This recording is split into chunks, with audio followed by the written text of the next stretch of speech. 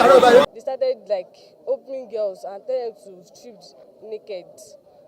And when they came to my side, they hit the door. The door hit my head.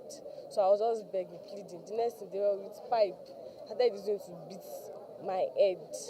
I was like, I had seizure because I could not.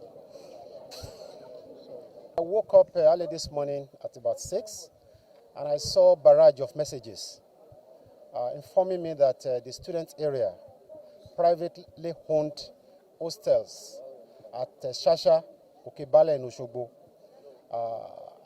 had been attacked or ravaged by some military recruits.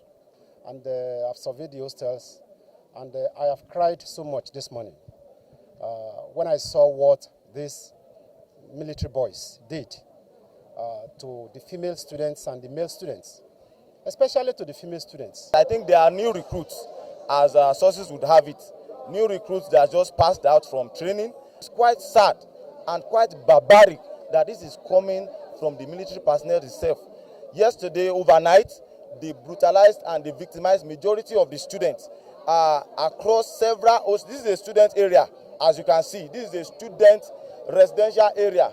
I'm calling on the President, His Excellency Bola Ahmed Tinubu, to come and look into this matter as it is very urgent, and also calling on the Chief of Army Defense Staff to come and look into how personnel are recruited into the military, because we cannot keep silent, and we will not allow this to continue in our communities, in our societies where our students are residing.